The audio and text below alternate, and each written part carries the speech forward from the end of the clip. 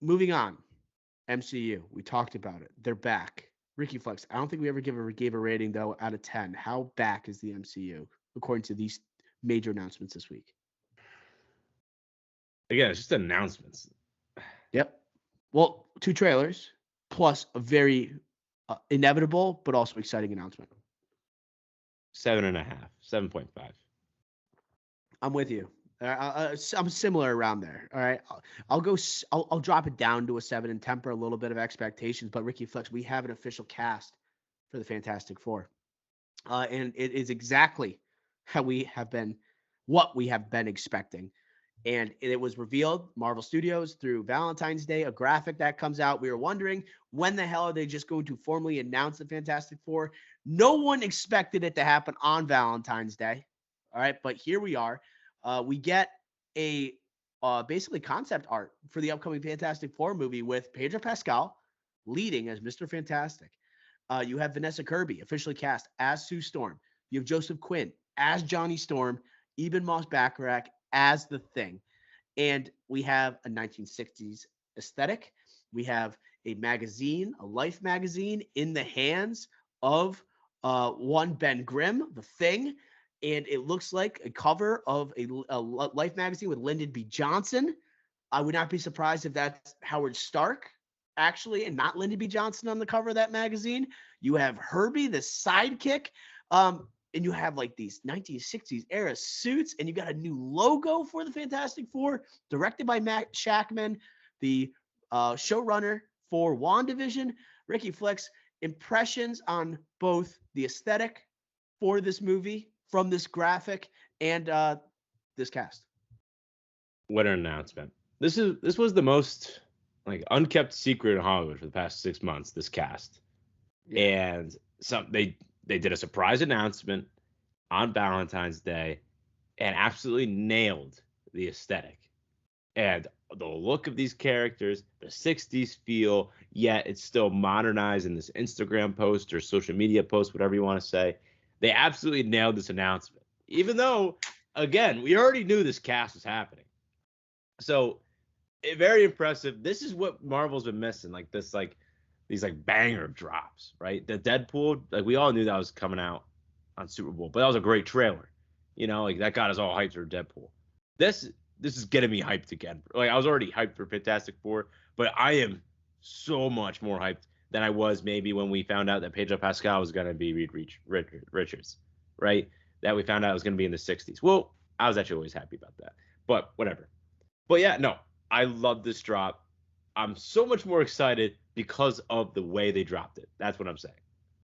I'm with you. Like this could have been so lame if the cast just showed up at Comic Con. They had to figure out a way to make this like while being the most expected thing, be the least expected. Like you don't expect it to happen on Valentine's Day, and you don't expect to get like actual concept art, and to have so many details about the upcoming movie and the setting. And when I saw this, I was just like, damn, I wish this was like an animated episode I could just watch right now. You know, I was like, damn. And like, as much as I was like kind of suspicious of a casting of a Pedro Pascal and a Joseph Quinn, I still am skeptical. But they look pretty freaking awesome in this They look concept perfect. art, dude. They looked amazing, and that's why it's concept art. It's not going to look as good, and that's why I have to temper my expectations. But I can't control my excitement for this goddamn movie. Like the uniforms look so sick, and the jumpsuits that go with the uniforms that 2 out of the 4 are wearing, So they're good. so sick. And the details with Ben Grimm as the astronaut, even Moss Backrack. It's like everyone was so obvious who was playing those characters. Very smart to have this astronaut portrait of Ben Grimm in the background. Although it seems like pretty like Ben Grimm would never want a portrait of his old self on the wall because it'd be a constant reminder. If you know the actual story of the Ben Grimm character, like he would never want that on the wall. He doesn't want a constant reminder of what he used to look like. So he always wants to return to what he was. Um, but what do you think about that theory that on that Life magazine is a little bit blurry? That might be like a Howard Stark potentially. It is Smart. American flag in the background, but you Yeah, think it's like something else there?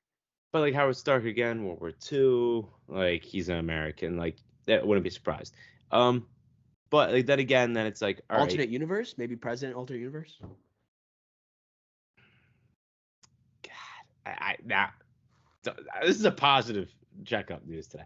I don't hate him being president in all studios. That's not what I'm saying. Just like, let's just stick to one universe. I was just throwing it out there. Yeah. And also you have like a bunch of clips going around. You got Multiverse of Madness, and you have that clip where Benedict Cumberbatch, Doctor Strange, is addressing Reed Richards, John Krasinski's Reed Richards, and he said, the Fantastic Four, didn't you guys chart in the 60s?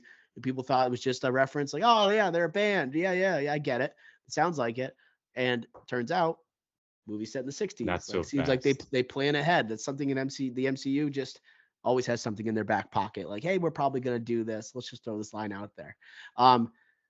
Yeah. So, Herbie, this robot thing. We've never seen this in a Fantastic Four live action movie. And this is someone, I actually did the research here, Ricky Flex. Herbie stands for Humanoid Experimental Robot B-Type Integrated Electronics. Okay, so this will be making an appearance.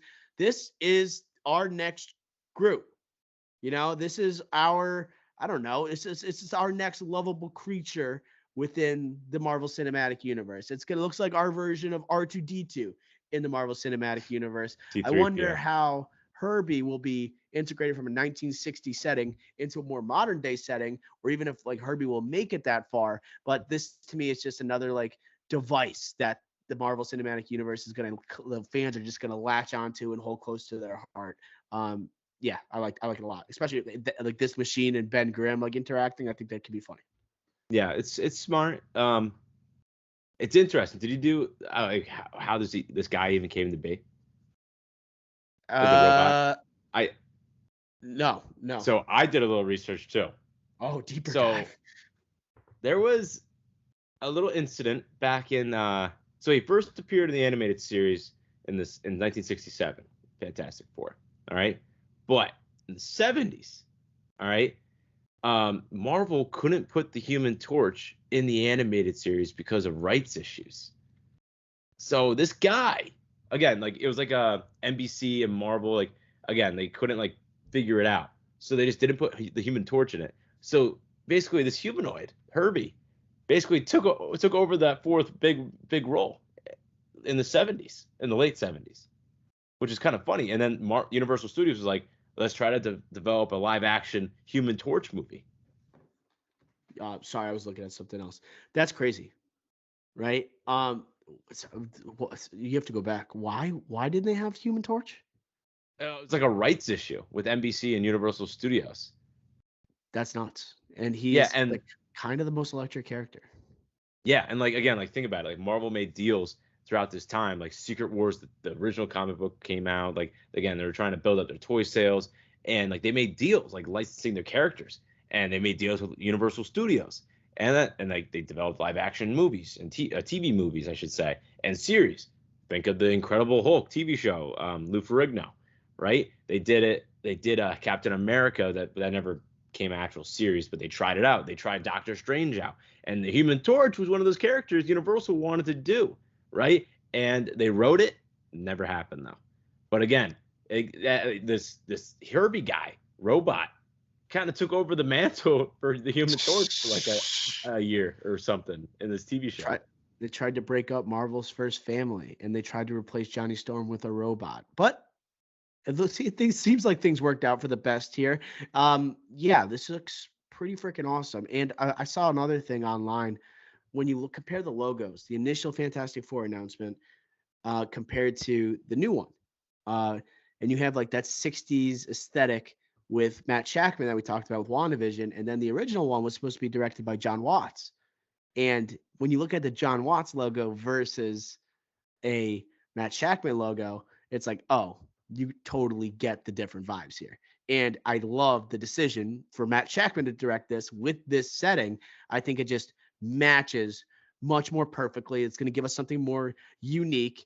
And I think it's just going to launch us in the right direction, Ricky Flex. The logo, though, do you think it's an improvement or a downgrade?